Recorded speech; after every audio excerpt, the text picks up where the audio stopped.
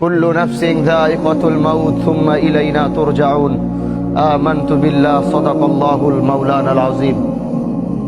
মানুষ তো এরকম রূপ ধারণ করেছে, জানাজার নামাজ যদি মনে করেন 10টায় দেওয়া হয়, আর সেখান থেকে যদি 5 মিনিট অতিক্রম হয় পিছন থেকে বারবার আওয়াজ আসে, আরে ভাই জানাজাটা কেন দেরি করতেছে, তাড়াতাড়ি পড়ান না।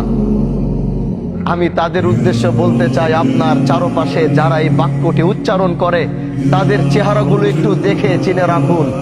আল্লাহর কসম, যেদিন আপনি এখানে, আজকে হোক আর কালকে হোক, 6 মাস পর হোক আর 6 বছর পর হোক, এই একই জায়গায় আপনি এইভাবেই শুয়ে থাকবেন, না আপনার কথা বলার শক্তি থাকবে, না আপনার দাঁড়ানোর শক্তি থাকবে, না আপনার বলার শক্তি থাকবে।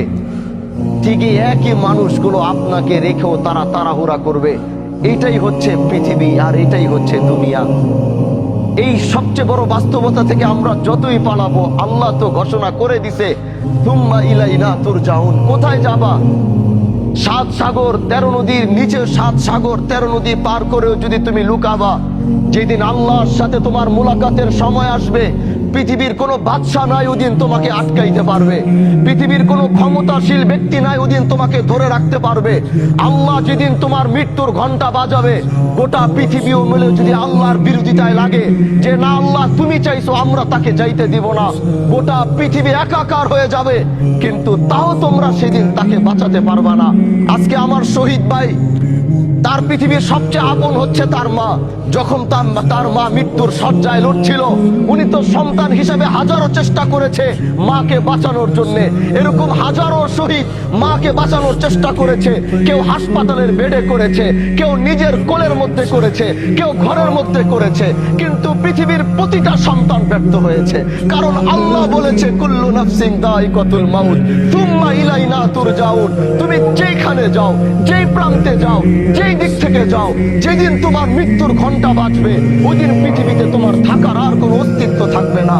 এজন্য ভাই আমার, আসো এই জানাজায় 5টা মিনিট দেরি করো, তাকাও এই লাশের দিকে, তাকাও এই সাদা কাপড়ের দিকে, যাও ওই কবরের দিকে 5টা মিনিট গিয়ে তাকায়া থাকো।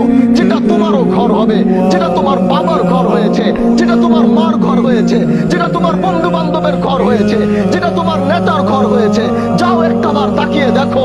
তুমিও প্রস্তুতি নাও যে এখানে তুমিও একদিন নামবে, কিন্তু নিজের পায়ে নয়, কেউ তোমাকে ধরে নামাবে। এটাই হচ্ছে পৃথিবীর সবচেয়ে বড় বাস্তবতা। এজন্য ভাই, মৃত্যুর প্রস্তুতি নাও। দুনিয়ার এই রঙিন স্বপ্নকে বন্ধ করো। এই রঙিন স্বপ্ন তোমাকে বারবার ধোঁকা দিয়ে আল্লাহর সাথে তোমার সম্পর্কের জুদা ঘটাইতেছে, আল্লাহর সাথে তোমার সম্পর্কের পার্থক্য এত করতেছে, তোমার আর রবের মধ্যে কোনো সম্পর্ক পাওয়া যায় না। এই মৃত্যুর এই জানাজা থেকে শিক্ষা নাও।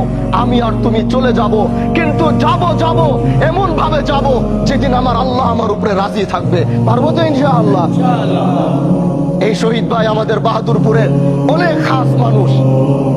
শহীদ ভাইয়ের গোটা পরিবারে যারা আছেন, আমার মনে হয় আমাদের এই মুহতারামা যিনি শুয়ে আছেন, উনিও পীর দুদু মিয়া রহমাতুল্লাহ আলাইহির জামানার মানুষ, কি তাই না? অবশ্যই তারা খোঁজ খবর নিয়েছে, তারা আমাদের বাড়িতে পাড়া দিয়েছে।